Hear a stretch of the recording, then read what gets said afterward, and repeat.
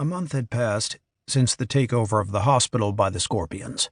Things around the city had been pretty quiet since then, at least as far as that group was concerned. Recker and Haley were still pretty busy doing their usual thing, though everything was pretty easy according to their standards. The Scorpions had gone into hiding, having to regroup after losing a couple of their top guys, though the hope throughout the city was that they had left, licking their wounds after realizing they couldn't run over everyone in their way. Recker and the gang knew better. It was only a matter of time before they reappeared again, and they would likely be just as lethal and violent as before, maybe even more so, thinking that they needed to be even tougher and badder than ever to survive. Recker had just gotten to the office, taking most of the morning off. It was Mia's return to work, and he wanted to make sure she was up for it before she left. She was actually ready to go back a week before that, but Recker was successful in convincing her to take the extra time. He had more fears about her going back than she did. He was worried about something bad happening again, even though he knew what happened the previous month was a once-in-a-lifetime type of event. Mia wasn't that worried herself. She knew what happened would probably never happen again. She didn't have any fears about going back. But the worry was still evident across Recker's face as he walked by his friends. "Everything will be fine," Jones said. "What?" "Mia will be fine." "Who said she wouldn't?" "Your face says so. I can see it written across it." "I'm not worried," Recker said. "Uh-huh. So that's why you took the morning off? So that's why you have that look on your face, because you're not worried?" "I took the morning off because it was our first day back at work. It had nothing to do with me being worried." "Oh, okay. Instead of analyzing me, how about we talk about what's going on?" Jones looked perplexed.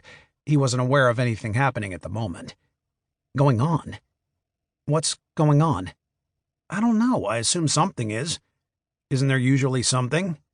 "Usually so, but not at the moment." "Oh." Recker looked around the office, noticing the absence of one of his partners. "So, where's Chris?" "Out." "Doing what?" "He had an assignment." "You just told me nothing was happening." "I said there's nothing happening at the moment, and there is not." "But you just said Chris was on an assignment." "He was. He's not now." "You just said I said he was on an assignment. That job has been completed. He's on his way back to the office now, so therefore, since we have no other jobs to do at the present time, nothing is happening and nothing is going on. See how that works?" "Oh, you're being a wise guy now?" "Well, I have to take something from you, don't I?" "You just type away there. Leave the humor to me." "So, how is Mia, anyway? Ready to go back to work?" "She was ready to go back 2 weeks ago." "She's a tough woman."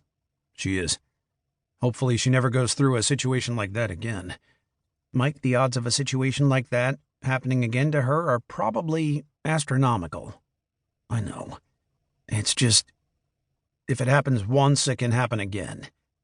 The only way I could see it happening again is if the Scorpions realize she's your girlfriend and deliberately try something because of that." "I know. And that's what worries me." "But they won't find that out." "But what if they do?" Recker asked. "How would they?" Recker shrugged. "I don't know. How does anyone find anything out? Dig a little, loose lips in the right spot at the right time, or the wrong spot for that matter. Just by mistake. Things like that happen."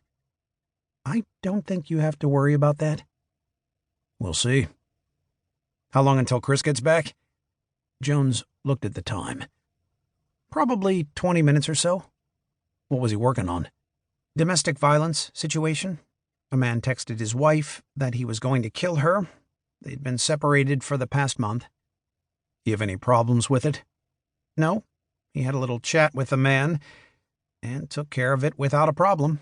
Another 10 minutes went by, with Recker checking out his gun cabinet to pass the time, making sure everything was clean and ready.